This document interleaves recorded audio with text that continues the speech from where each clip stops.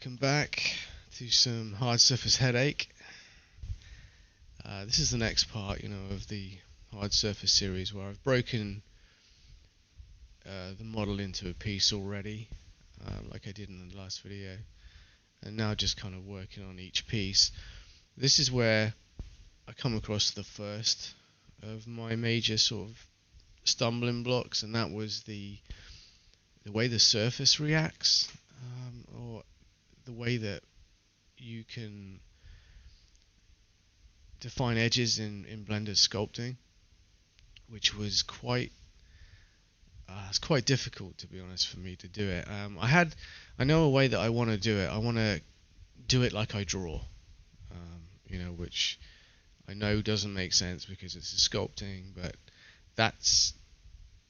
it's difficult to explain, but that's the way that I imagine myself doing it, just drawing the volumes and kind of being able to manipulate the heights of certain surfaces, certain planes, like I'm 3D drawing, which is essentially what this is. And this is one thing that I found that ZBrush was just so good at. ZBrush. Should I call it ZBrush? From the UK. ZBrush, right? That's what it is, ZBrush. That's one thing that it has over Blender in my brushes, like the H polish is just awesome. The way that it kind of locks onto a surface, and it almost kind of does it for you. I know it doesn't. I know you need skills to use it, but the way that it just kind of planes off a surface nice and flat, I struggled to do that in Blender, and I did look for brushes that people have done on YouTube. I checked out a couple, and most of them are using the flatten or the scrape, which is another favorite one to do a kind of H polish like brush, and they are good. What these people have done is great, and it's great that they put that out there, for people like me to try and sculpt hard surface with them. The problem I found was with the flatten is it, even when you adjust a lot of the parameters, it just melts the surface a lot like the default smooth does. You really have to kind of make the brush smaller to get the edge that you want, and the problem with that is that you get a very wobbly edge if you want to go across a large surface with a small brush. So you're constantly fighting that, and the scrape brush I found just to be too aggressive and just planing off too much of the geometry, so I was having to kind of build it up again. So what I found to do was, because I use a single-handed keyboard for a lot of my Blender shortcuts, just to make it faster while I'm doing the sculpting, and I do it in Photoshop too, just to make drawing a lot quicker. So on my thumb pad, I've got a shortcut to the smooth, and to make the brush positive and negative, just to flip between the two seamlessly. So I figured, because I've got that in place, when I'm using the clay build-up or something to build up volume, if I can just quickly flip to the smooth, then it's there. I can just quickly flip between that and the brush. And the trick was obviously manipulating the smooth brush to make it like a H polish like brush.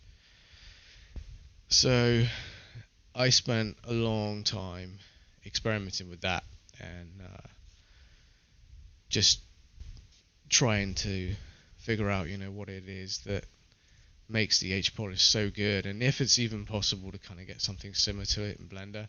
I haven't done it to a T. I mean, I've done like the best I can, and I will share my brush settings probably before I get the next hard surface video up, just so that you can play with the brush, and you can also see how I'm using it. Um, I don't think I'm using it here. Yeah, like I'm still using the flatten. Um, just trying all sorts, just to try and get those edges and keep the planes at the right shape.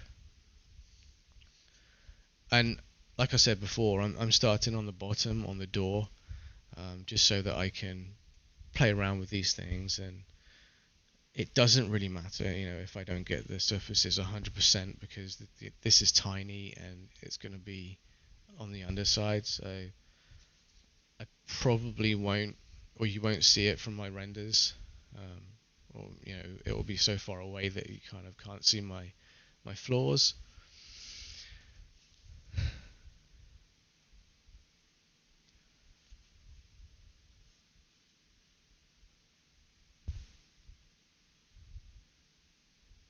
Yeah, you can see how I'm just trying to get those flat surfaces to make sense, and trying to keep the edges as crisp as I can.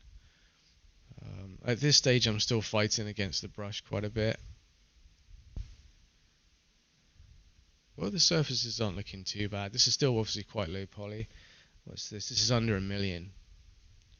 And I'm trying to keep each piece around, I think it's 5 to 7 million. I think each piece would be. So under 10 anyway. And I think if I was going to zoom in anymore, with the renders, then I would make it 10. Definitely no more than 15 mil a piece. And I don't intend to be making many pieces, just the main parts. A lot of the underside is actually connected to the door, so there should be, I'd say, 4 or 5 pieces connected to the door.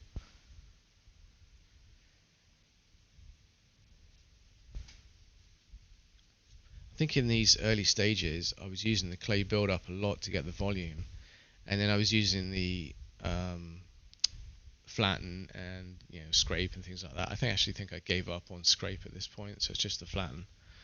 And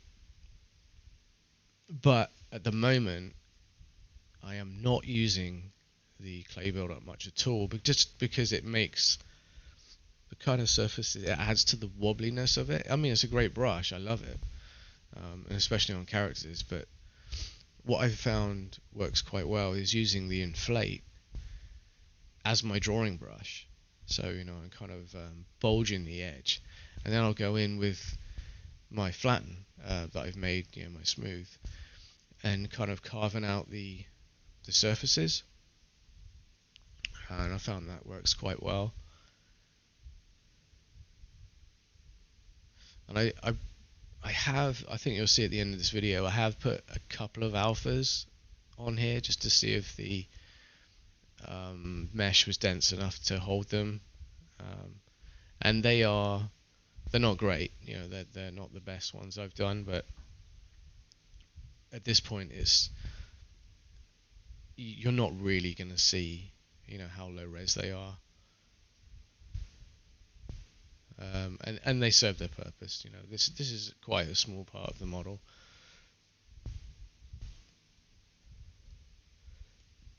I'm also gonna, watching this back, I've actually been made aware of some mistakes that I've made, which I will point out. I have been using the brushes on pressure sensitivity, obviously, because I'm using a tablet, so all the brushes are on pressure.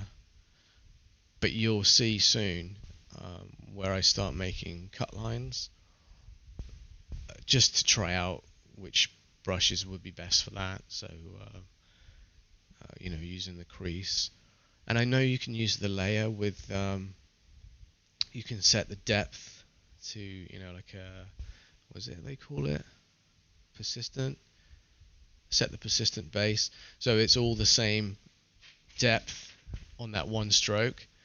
I found it was hit or miss though, so sometimes it would work, sometimes it wouldn't. And there's something satisfying about using the crease. It is difficult when you're going around, a kind of a quite a shaped part of geometry, it is difficult. Sometimes you just have to line it up a little bit, and it takes a few attempts, but it's doable. And I love the crease brush. You can you just adjust the depth and the radius of the brush, and you can get some great effects with it. And obviously, you've got the negative side of it, so you can instead of cutting into the model, you can have a line on the top of it, which I've used a lot. I've tried to use the brushes as much as I can, because I don't want to use loads of alphas on this. It's just I could do, but I think for what I'm doing, I want to keep this model quite round, and there's a lot of circles in it. There's kind of a theme running through it, so I should be able to do a lot of this with brushes, just manipulating them.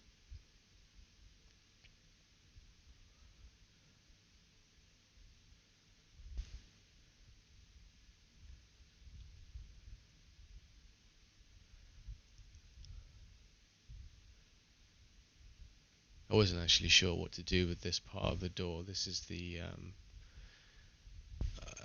sort of like near the opening of the door, and I knew that I was going to put something in front of it, so I knew that the bottom part of this was going to be masked. So I didn't put too much effort into this. Actually, I made my first mistake with this. What I was doing is, I think I said before that I was cutting the piece, working up through resolution, building on the details as I go. What I did was I think I jumped up in detail quite a bit, and rather than smooth it as I was working, I used the mesh filter set to smooth, and I thought that did the job.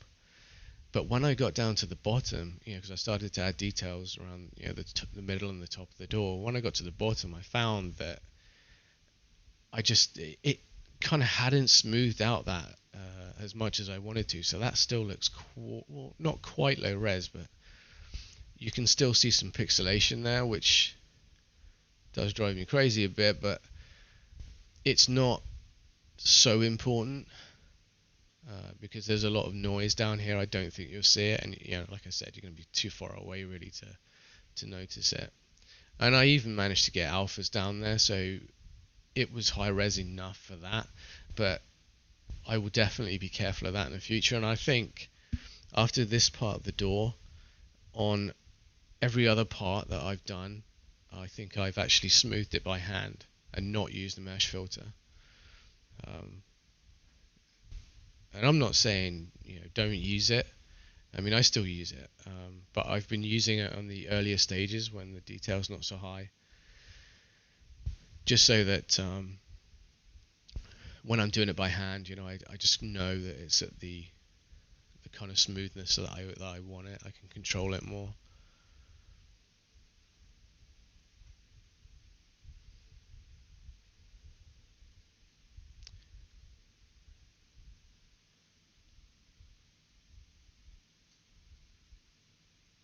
I think this might be, yeah, I'm playing around with the smooth. I've tried a lot of variations with the smooth brush. I've tried all the fall offs, and gone back to smooth because I think it's probably one of the best fall offs. But like I said, I'll do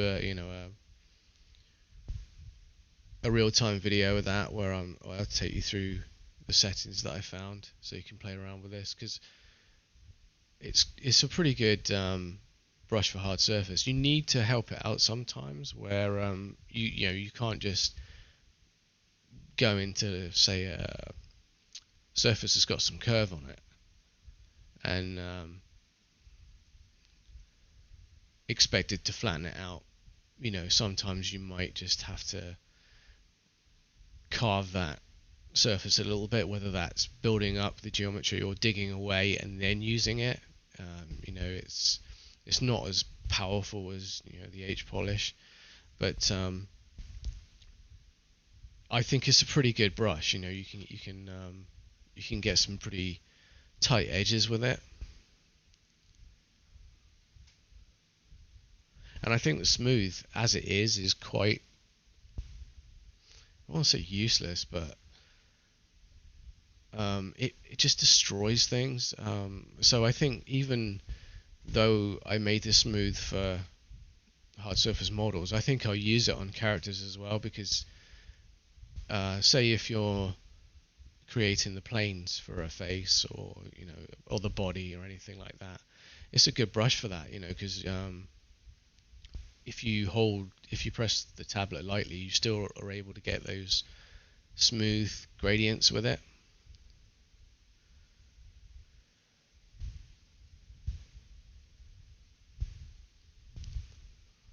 All these shapes, these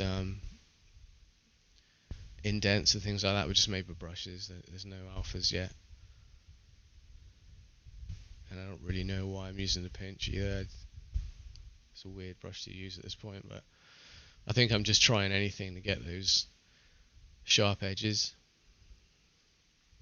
Yeah, man, this has been a real learning experience. I've actually jacked it in once and thought it's going to be easier to model it, but I don't know. I am still looking at modeling, but I want to try some ways that are kind of exciting for me, and sort of poly modeling I find it quite boring. This is what I mean with trying to line up the strokes at different views. And if you're going to do this with the crease brush or anything like this, don't do what I've just done and keep it on pressure because if you take it off pressure, and just set your strength, it just looks a lot cleaner. And obviously doing these kind of sweeping curves is going to be a lot easier with the tablet, but it's not impossible with a mouse. I've also got the stabilized stroke on. I mean, that's your best friend when you're doing cut lines, things like that. You just want them, you want them to be nice and steady. It's there, so you might as well use it. It's at this point, I was so tired with this whole process. I wasn't gonna go try and flex some skills that I don't possess. So yeah, the easy, what is it, ZBrush? Lazy mouse. That was the order of the day.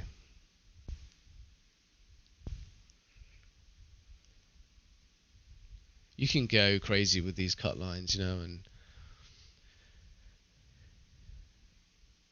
and do loads. What I probably would do,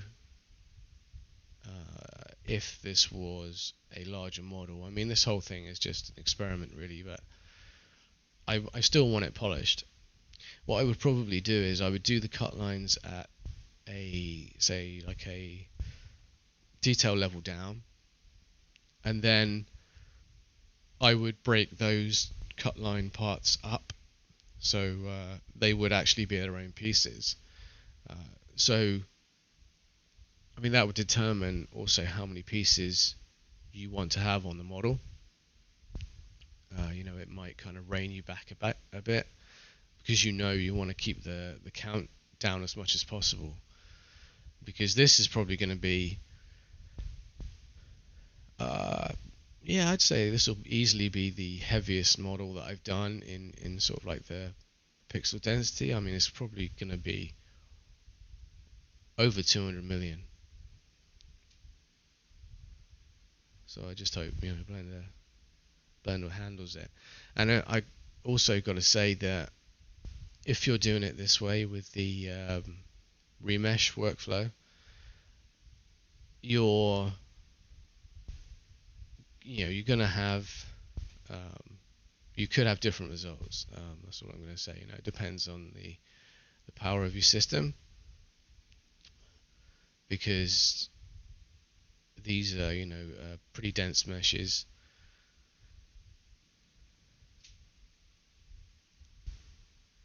So like you can see at the bottom here where it's quite pixelated. I think it gets a little bit better than that, but not much. So you can see a lot of pixelation there. I think it looks okay on the finished piece.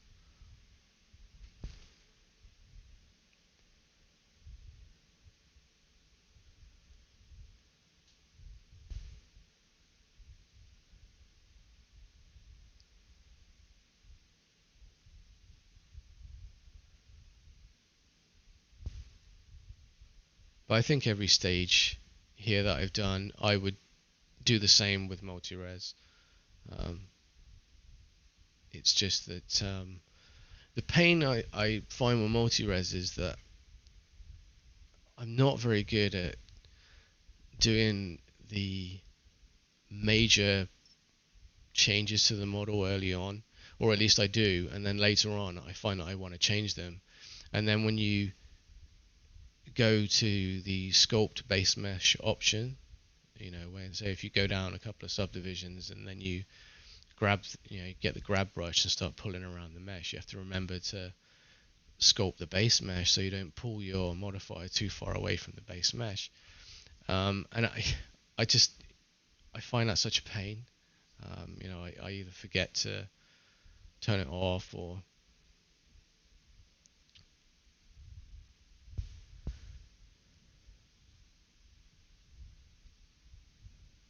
plus, you know, with the multi-res, you know, you've got to retopologize, which I hate.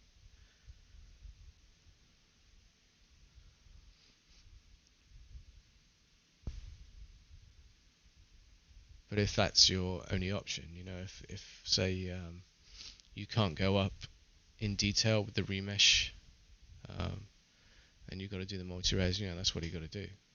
You just, at the end of the day, they're just techniques. You can still get the same approach, you know, the same results.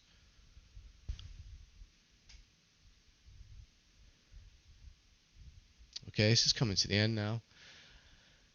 Anyway, that's it. That's where I'm currently at. And in the next video, I'll give you my brushwork, brush options. So that's it. I'll see you in the next video.